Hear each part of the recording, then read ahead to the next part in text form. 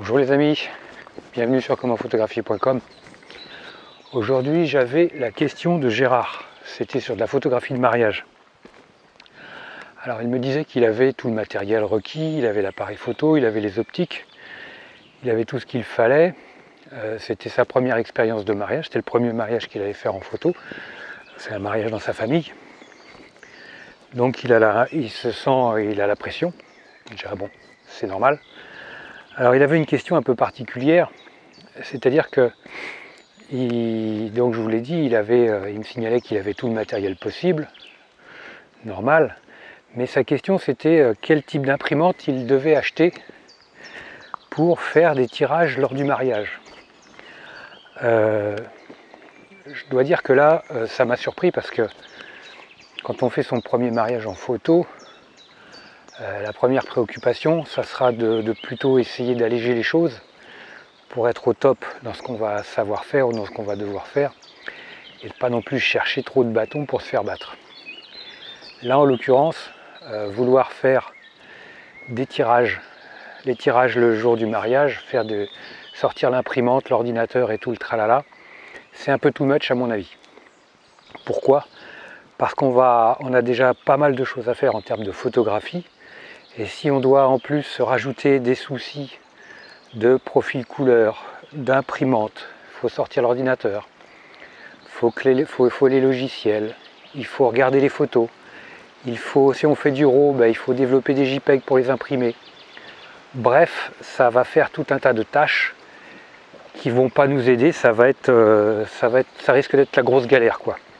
Ce qui fait qu'on fera moins de photos pour pouvoir se dégager du temps pour faire de l'informatique, faire du tirage et compagnie. Et puis ça risque d'être compliqué. Donc moi je dirais pas de tirage photo pour un premier mariage. Après au fil du temps, quand on a de l'expérience, pourquoi pas. Mais là en l'occurrence, non, c'est vraiment trop. Je vois pas l'intérêt. Ou alors la seule solution, c'est d'avoir une deuxième personne avec nous qui elle va se charger de faire ce travail-là, en parallèle de nous qui faisons les photos. Ça c'est quelque chose de possible, sans aucun problème.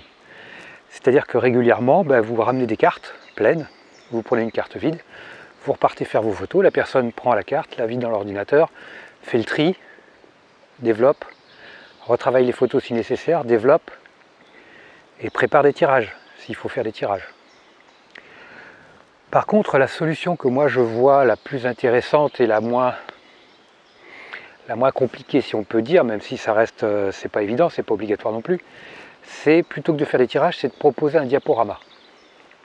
Un diaporama, il faudra juste un projecteur vidéo, un diaporama qu'on va projeter au moment du repas, donc peut-être avant le repas, juste avant que ça commence, où on aura juste pendant le repas sélectionné 25-30 photos, les meilleures du reportage.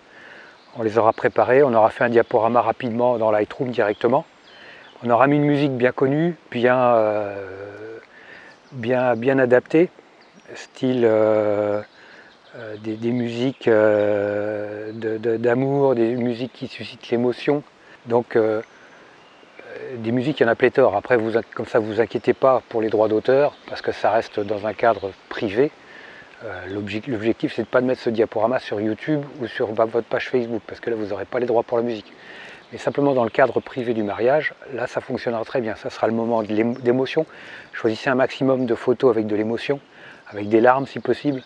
Comme ça, vous allez vraiment finir votre reportage photo et vous signaler en tant que photographe de la façon la plus positive qui soit et auprès de tout le monde. Ça, c'est quand même très important.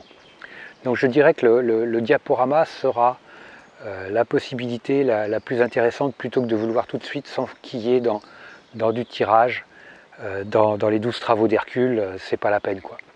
Là vous avez toutes les chances de vous mettre dans le jus et de ne pas vous en sortir.